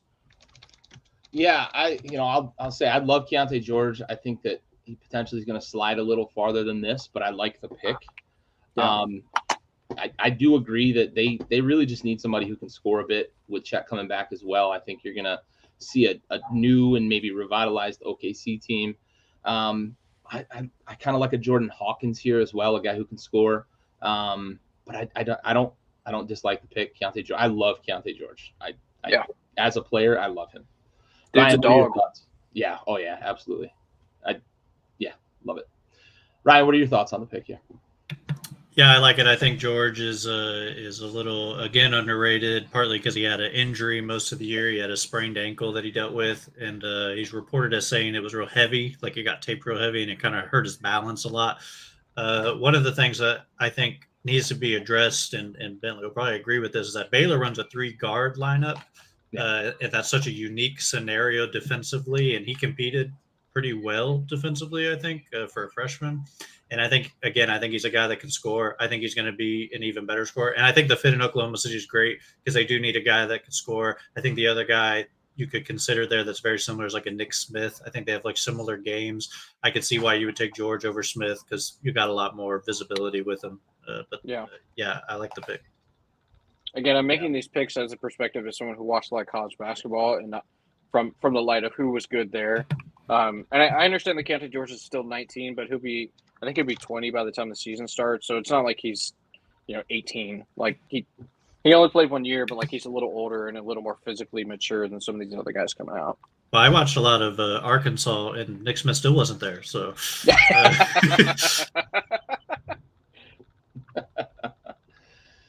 All right, so we're going to try to speed up a little bit here, starting with pick 13. I know we're over time, and we knew coming into this there was potential to get a little long-winded. So let's try to get through the first round. We'll call an audible here if we get too far into it. We've got another backyard podcast coming up at 9 as well, so we're kind of up against a little bit of a clock. But so starting with pick 13, I'm picking for Toronto, and I just mentioned him actually a moment ago with the potential that Fred VanVleet might not be in Toronto. I know like the expectation is he was going to opt out and they might work on a new deal, et cetera, et cetera. But I think there's a changing of the guard in Toronto, especially with the Nick Nurse departure and new coach coming in. I like a guy in Jordan Hawkins to kind of maybe fill those shoes in terms of a scoring guard. I like what he was in college. He's a national champion, and I think it's what Toronto needs. Bentley, thoughts? Hawkins, Toronto fit? I like it. I don't know that he fills the VanVleet void. I view him as more of a score shooter than I do as like a natural point guard, but I can understand the correlation there. I do agree changing the guard is probably going to be occurring there in Toronto. Don't know if a blow up is on the horizon per se, but I do think there'll be some roster changes. I like Jordan Hawkins. Dude's a dog. Dude plays hard at all times. And he can shoot the lights out too. Like that's impressive to me that a kid that at that age can shoot with that composure on big stages. We saw it down the stretch of the tournament. Kid's a baller. Right? Yeah, I think he's the best movement shooter in the draft, and that is a super valuable skill. The JJ Redicks of the world, right? What else can he do? That's a different question, but that is an extremely valuable skill. So getting that where it is, I don't hate it. Not where I would have went because I think there's one glaring guy left on the board that hasn't been picked. And if you'll let me, I'll go ahead and take him. Yep, go ahead. So you're on the clock for New Orleans. Yeah, I'll take Cason Wallace here. I think I actually have him above Anthony Black on my own personal board, which maybe is a little bit of a hot take, I think. But I think from Kentucky's perspective, their point guards always overperform when they get to the NBA because they restrict a lot of what they can do in college. And I think Cason Wallace is a great defender. I think he's on Anthony Black's level. He's shorter, but's got long arms. I think he'll be a great point of attack defender. And I think he can score a lot more than people think he can. And that, like I said, is true of almost every Kentucky point guard. So I'm going to bet on Calipari hiding his point guards for some reason. Yeah, for sure. I think if VanVleet doesn't come back to Toronto, they could be in the point guard market, and maybe a Cason Wallace goes there, right? Yeah. I like Hawkins if they do bring VanVleet back for sure. Bentley, thoughts? Cason Wallace here? I like it a lot. Cason Wallace and Anthony Black were very comparable on my big boards. I just saw more of Anthony Black, and I like his size and his rapid decision making better than Cason Wallace. It's not a knock against Cason. Cason is probably going to be a good NBA player. So I think it's a good pick. I think if New Orleans doesn't move up, right, and go get Scoot too, right, this is the position they're probably going to look to draft. Yeah. All right, next on the clock, Bentley, you got Atlanta, bud. I do. So this is a pick. This is a player that I really love. I mentioned earlier that I watched a lot of 3 specific teams. One, because I'm a Duke fan, so I watched basically all of their games. And then I just kind of happened to watch a lot of Indiana and of Arkansas. And I saw a lot of this one specific freshman that I was a really big fan of. I think he was cool and calm down the stretch in a lot of big and close games. This pick, however, is for Atlanta, and I don't love the fit. However, I'm going to take Jalen Hood-Schifino here. I'm a real big fan of Jalen Hood-Schifino. I thought he was an incredible college player. I think his upside is a little higher than people are giving him credit for. He's not the biggest kid in the world. He's another one of these guys that probably could play football if he really, really wanted to. So he's pretty built, but he's 6'4", which is like, whatever. It's an average backcourt player. I just thought he was really impressive. I thought that he handled himself very well in close games, in big games in the Big Ten, which is a very competitive conference in college basketball last year, and it always is, right? But to see him to go to Atlanta for the fit to work properly, I'm taking him because he's the best player on my board right now. To see him fit properly in Atlanta, there would have to be some roster changes, which I'm not ruling out because I think the fans are in love with Trae Young in Atlanta. I don't think the front office is in love with Trae Young in Atlanta. And they just traded for DeJounte Murray. I think that Jalen and DeJounte would probably match better than do Trae and DeJounte. And there has been rumors of Trae being on the move or being on the block. So my pick is Jalen Hood-Schifino. I'm a huge fan. I think he's going to be a really good NBA player. And I'm rooting for him personally. Yeah, I think people are sleeping on him for sure. Indiana, they've been up, down, mostly down over the last couple decades. And I think a lot of players, you look at a guy like Oladipo, got overlooked a little bit too for what he did in college. So I like the pick. I think he's a guy that can fill a real need there. Ryan, what are your thoughts? Yeah, I'll be real quick. I think he's a good-sized guard. I think most of his concerns are he had a back injury in college, which slowed him down, as you can imagine a back injury does. If you want to know anything about him, watch his game against Purdue. He had I think it was like 30-something, 7-6 or something like that, against the best team in the country at the time with Zach Edey. That'll tell you all you need to know about the type of guy he could.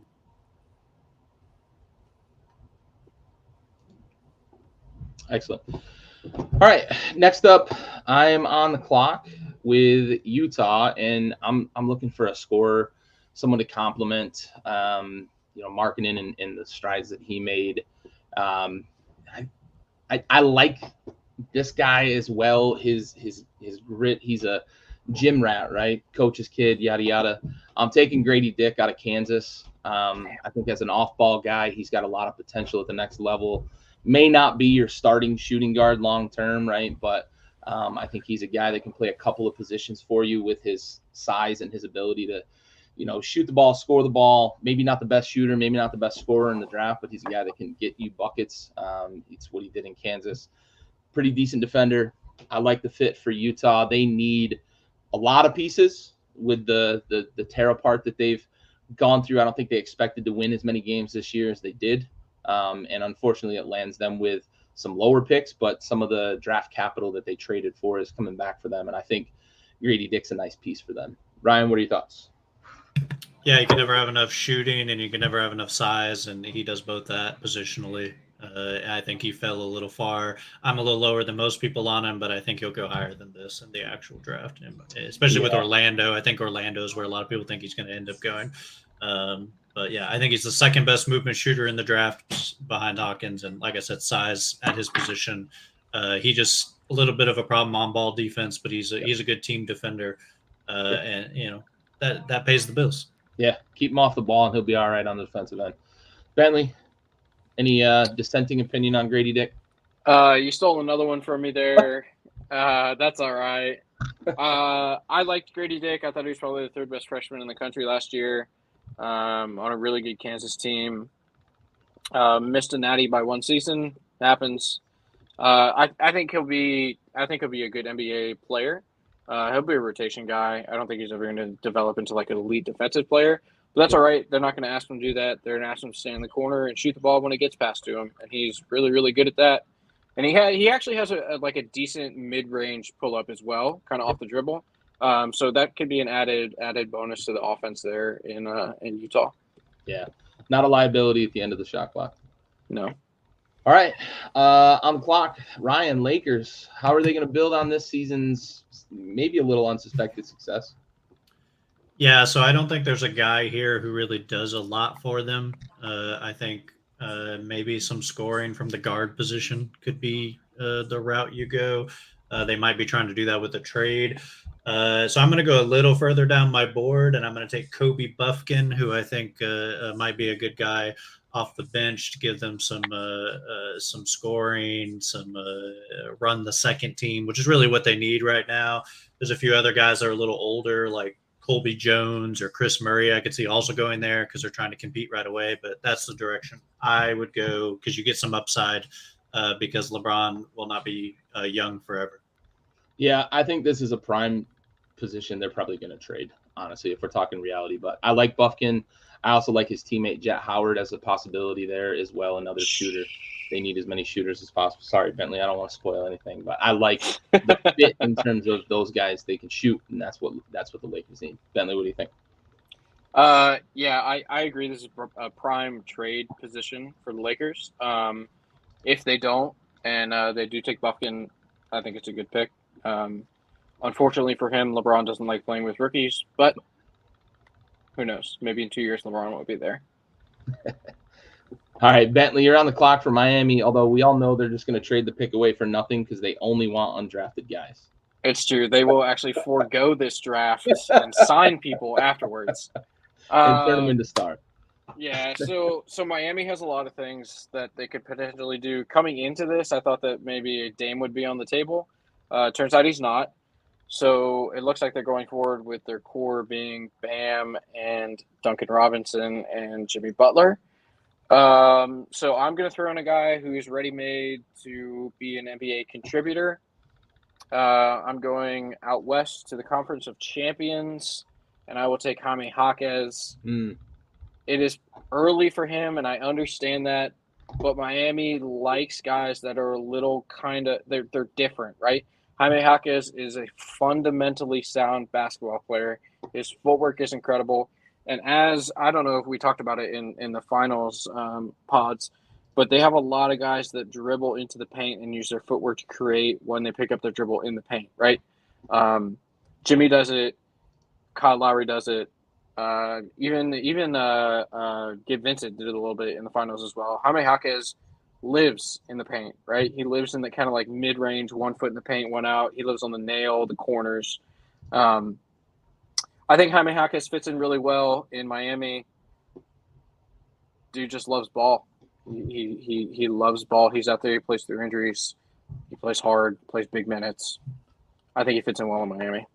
I love Jaime, and I think the coaching that he received in college fits a lot with that Miami mindset, right? Mick Cronin's a guy who coaches kind of in the same vein, right, of what Miami tries to do. So I like the pick. It's a reach on the big board, right, if we're looking simply at the big board, but I think it fit-wise, I like it. Ryan, what do you think? I really wanted Jordan Hawkins here. I wanted Jordan Hawkins there. Yeah, if the direction is I want to contribute right away, I think Hawkins makes a lot of sense. I think he's a really good playmaker, which Bentley didn't really mention, but I think he's good in the mid-range and passing out of some of those classy spin moves he has. So, yeah, I would have went – there's one guy I hope is available for Houston at 20 that I think I would have taken there. But, yeah, I think it's good. It makes sense down the board, but makes sense. All right. Well, I'm on the clock now for Golden State, and there's been news, right? Draymond opts out, yada, yada. They were hurting for depth last year.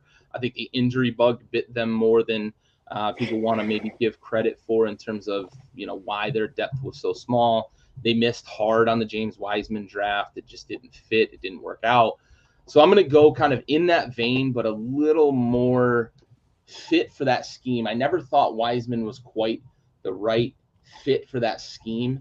I'm going to reach a bit here, but I think this guy fits what they want. Combo player, can play a lot of positions, has some potential as a shooter, not a good shooter straight out of college, but also he's a hustle guy, really good defender, really good rebounder for his size position, but he's a hustle guy, and I think he provides a lot of depth for them.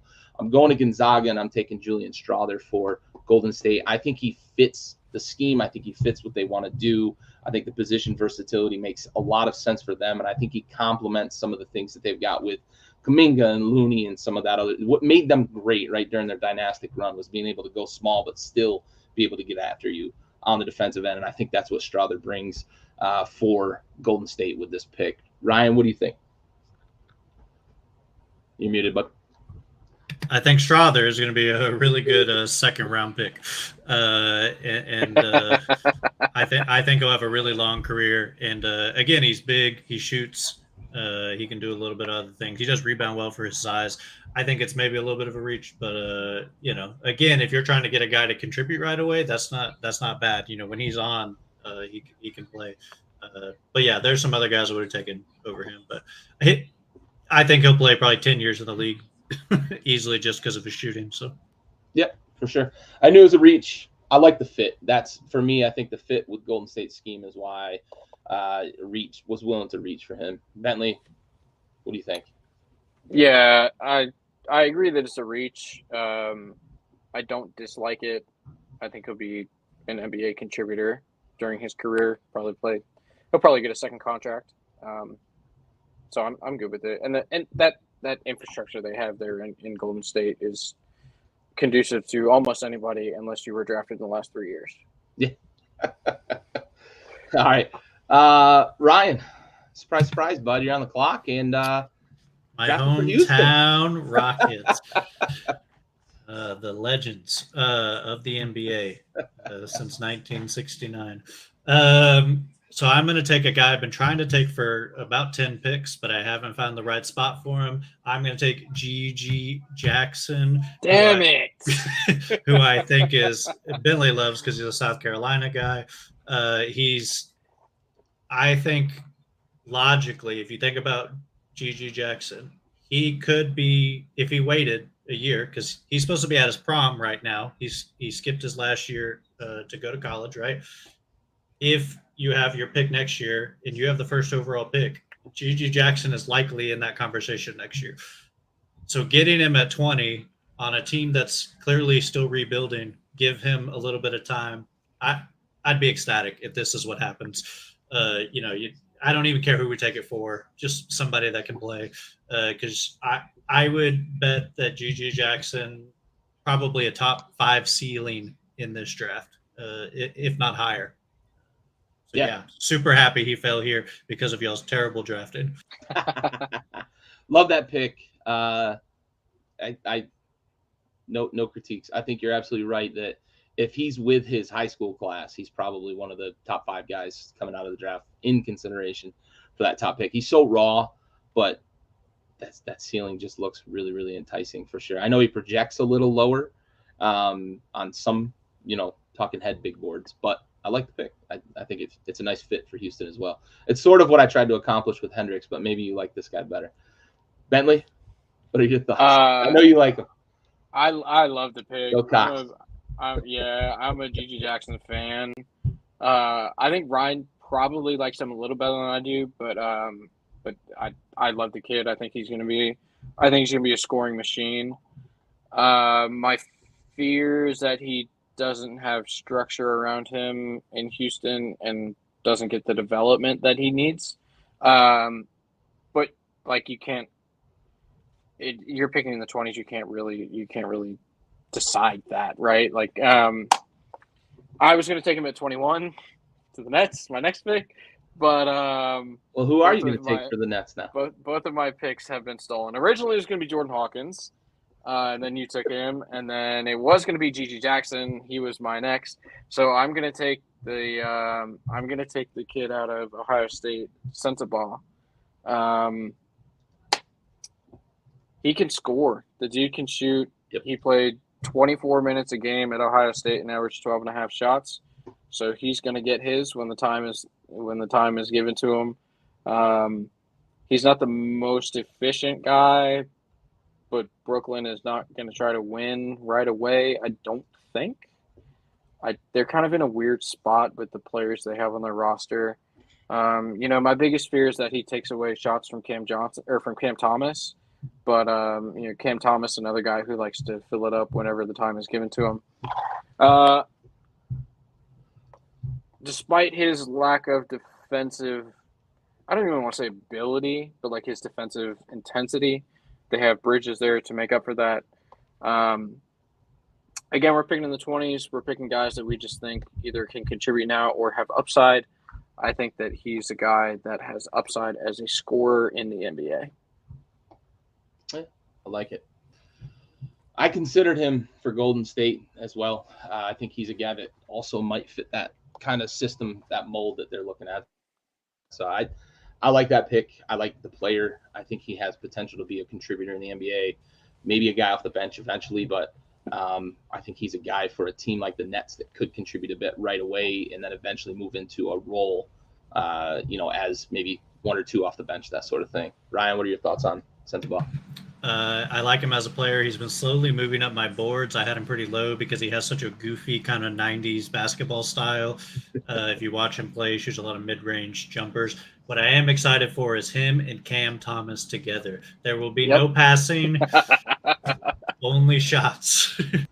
I literally have in my notes right here, it says kind of a ball stopper. Yeah. Kind of was being generous. Yeah. I wouldn't be surprised to see him put the ball behind his head like Carmelo Anthony. Yep. Well, back-to-back here for Brooklyn. I'm looking for a guy that might be a little bit of a distributor. Not a lot of true point guards left on the board, in my opinion, but I'm looking at a guy who's kind of a combo guy who is a little more in that playmaker mold. Considered Nick Smith here out of Arkansas. I like him. I like, his length. And I did think that he was a decent ball distributor, despite the fact that he wasn't the primary playmaker on that Arkansas team. But I'm going to shift gears. I'm going with, I got to make sure I pronounce this properly, Brandin Podziemski out of Santa Clara. Upperclassman in terms of what an upperclassman is considered nowadays. He's a sophomore out of Santa Clara. Elder statesman, as we were talking about with, Brandon Miller. And but I think he's a guy that he doesn't care if he scores. He's a guy who can make plays. He can score if he needs to a little bit. Not a ball dominant guy, but a guy that can distribute a little bit. And if we're going to end up with Sensabaugh and Cam Thomas on the team, we need a guy that's going to pass the ball to those guys. So I'm going with Brandin Podziemski here out of Santa Clara as a guy that I think could grow into either your first or your second point guard for a Brooklyn Nets team that looks like, if the draft goes this way, they're building with scorers around a guy who can pass the ball pretty well. What do you think, Ryan? Yeah, I think this is one of the guys who had a big combine. I think he made a lot of money in the combine. I'm not as high on him, but I think this is a legitimate pick. Like I said before we started, I think once you get into this range, there's about 20 guys you could take, and I'm like, sure. What I will say is he has a great nickname. I think the nickname AirPods is genius. It's timely, but in 20 years, no one will know what it means. Yeah. And people will be like, never heard of that guy. It's like David Thompson and Skywalker. People are like, I've never seen Star Wars, so I don't know what you mean. It's going to be that. And I that's what I like most about him is his nickname. Yeah, for sure. Bentley, any thoughts on pods to Brooklyn here? I'm going to double down on the nickname thing. As you can see, I have my pods in right now. How can you not love it? I can't speak to the dude's NBA upside because I just can't. But if you're drafting for Brooklyn, you're just drafting the best guys you can get your hands on. So I think it's a fine pick. I think that he'll play minutes and they'll see what they have in a future NBA player. All right. Back on the clock here at 23, Portland. Ryan, we got Portland. Yeah, I think we're getting down to the last couple of minutes here, and I'm going to take a guy who I think has fallen way too far because of his college numbers. I'm going to take Derek Lively.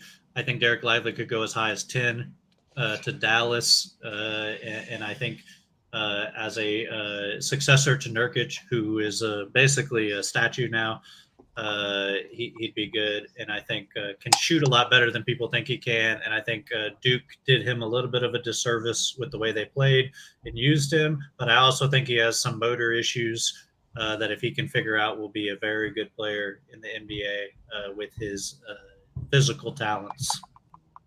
Excellent. Let's shift into rapid fire here. Bentley, you're on the clock with Sacramento, bud. Sacramento, I just went Jet Howard here. I also had Bryce Sensabaugh listed, but he ended up going earlier. Jet Howard, good player, can fill up the bucket. I think he plays well in their second unit. Love that pick. Second scorer off the bench for sure. Let's see. I am on the clock now with Memphis, and all of the drama, all of the consideration for Ja Morant. I still think that they view themselves as a contender in the West, and they're going to look for a little bit of size on that team. Jaren Jackson, fine player, but I think they need a little more size, maybe off the bench. I'm going with Trace Jackson Davis out of Indiana here, elder statesman, senior, maybe the only senior that gets drafted outside of Jaime Jaquez in the first round. I just like his size. I like his versatility, and I think that for Memphis and the way that they play, I think it's a good fit in terms of a big man on that roster. I don't see a lot of holes on that roster, assuming Ja Morant comes back and is not messing around on social media with guns anymore. So I think a little more size for that team was something they were missing this year when they got eliminated. All right, Ryan, you're on the clock. You are drafting for Indiana. Yeah, I'm going to take Maxwell Lewis from Pepperdine, who I think can score the ball. And, that's, a good skill to have. I think he'll fit well with the team. And I think he's a guy, because he played at Pepperdine and they were terrible. No one's ever seen him play. So he could be amazing, just because no one's seen him. It could be a boat in the box, Absolutely. All right, Bentley, 27th pick, Charlotte. I'm going to pick a player that I know Ryan is a huge fan of. His name is Dariq Whitehead. Played at Duke last year. Very raw, very young. Ton of scoring potential. Takes one too many one step inside the 3-point line, long 2-pointers. Not particularly great going to the basket, but has a sweet stroke whenever he gets the opportunity to shoot a jumper. Like it. All right, I'm on the clock with Utah, and I'm going to go with another senior. I'm going to take another senior off the board here, a guy that I really like his competitiveness. I like how he made the Houston Cougars much better when he was on the floor, and they weren't as great when he was off the floor. I'm going Marcus Sasser. I think the leadership, I think the ability to handle the rock, I think his ability to play on and off the ball as a point guard is going to come in handy for Utah. Ryan, on the clock, Denver. Yeah, so champs. Picked this pick up today. Yeah, I think this is a very obvious pick, I feel like. I think Nick Smith Jr. has to go here. Nick Smith Jr.'s offensive potential with Nikola Jokic. He could be a better Bones Highland, in my opinion, who I think was very good in Denver, but didn't want to be there and probably feels bad about that now. So yeah, weird. Yeah, be picking up a ring next year if he had just hung around. I like that pick. I think exactly what you said. I think it's a compliment with Nikola for sure. All right, and rounding out the first round, picking for his and my Washington Wizards, Bentley. We got here. Yeah, so I had to adjust on the fly because another shift today. We just found out that Washington has this pick. I'll give you my original pick. It was for the Clippers. It's a player that you had already selected. I was going to take Trace Jackson Davis here at 30 to add to that front court. But since it's now Washington, it changes my pick. So I had 3 guys listed here. CD Sissoko, Jordan Walsh, and Amari Bailey. I'm just going to give it to Walsh because he's the guy that I've seen the most of. Again, being on the Arkansas team, I watched a lot of. Walsh is just a good basketball player. I'm not sure that I see elite talent in any one specific thing that he does, and that's not necessarily a bad thing because we're picking at the end of the first round. It wouldn't surprise me if he gets their second contract in the NBA. He could be like a 3-and-D kind of guy. He was a pretty good shooter when he was in college, and he plays really hard. I just like guys that play hard all the time. So my pick here is going to be Jordan Walsh. All right, that rounds out the first round. I want to go kind of rapid fire, maybe 30 seconds here. Just give me your best left on the board as we would move into the second round here. Ryan, let's start with you. Who's your best left on the board? Yeah, so I think Ryan Rupert out of the New Zealand Breakers in Australia. He's another Frenchman, kind of a defensive player. Needs to work on his offensive game. I think Chris Murray is another guy, who not as good as his twin, but is a player. And I think another guy who maybe had an even better combine than AirPods is Maxence Prosper out of Marquette, and then Colby Jones. That would probably be my next 4 or 5 guys. Yep, absolutely. Bentley, you got anybody else you want to add to that? Because about 3 of those were near the top of my board left for the second round. I think this draft, I think there is some real talent to get in the second round. Yeah, I got 3 rather that I like to shout out. Jaquavion Smith, guard out of North Carolina State, played 2 years. He's 20 years old, same age as Brandon Miller, but has an extra year of college. Dude's a lightning rod on the court, quick as hell, right? A player we all know, I'm sure we've seen, Jalen Wilson, junior coming out of Kansas. He was the best player on that team last year, won a natty the year before with them. Dude's seen it all. There's not really an offense that he can't break down, at least at the college level. Whether it's going to transfer over to the NBA, who knows, really. He kind of lacks some athleticism for my liking, but that's all right. And then Charles Bediako, sophomore coming out of Alabama. There were games this year where I watched Alabama play, and he was the best player on the floor, outshining Brandon Miller at times. Not to say he's going to be better than Brandon Miller, but I just thought that he was a really good college player, and we'll probably get some run in the NBA. Yeah, I like it. I've only and got he's a one 7-footer, so yeah. I've only got one guy left that I kind of want to highlight. It's a little bit of a connection to the NBA Finals with Nikola Jokic, Tristan Vukcevic. I think he has some upside as a second-round international player. I like his versatility. I think he's a little more athletic than his build might, indicate. I think he's a lot more athletic than Nikola Jokic is, who is the best player in the NBA right now. And maybe that's a slight at Nikola because he doesn't like to jump, but. I like Tristan Vukcevic. I think he's played in one of the better European leagues, which I think he's going to get some real exposure. He's on one of the better European teams. He's going to get good coaching, good infrastructure. I think he's a guy who probably maybe doesn't go at the top of the second round, but if he ends up in the teens in the second round, maybe 44 to 48, I think he's a guy that could end up on a team where he really blossoms and becomes a real contributor. Might even be a guy who's a trade target for a team, somewhere in the second round. So, all right. Well, that brings us to a conclusion. We're sorry we took up 2 hours of your night. We knew going into this there was the risk of getting a little long-winded. A few passionate guys here that really get into this sort of thing in terms of projecting guys into the draft. But we appreciate your time, appreciate the interaction, appreciate the questions and the comments. For Ryan and Bentley, this has been another episode here of Backyard Buckets, brought to you by Backyard Sports. We are out.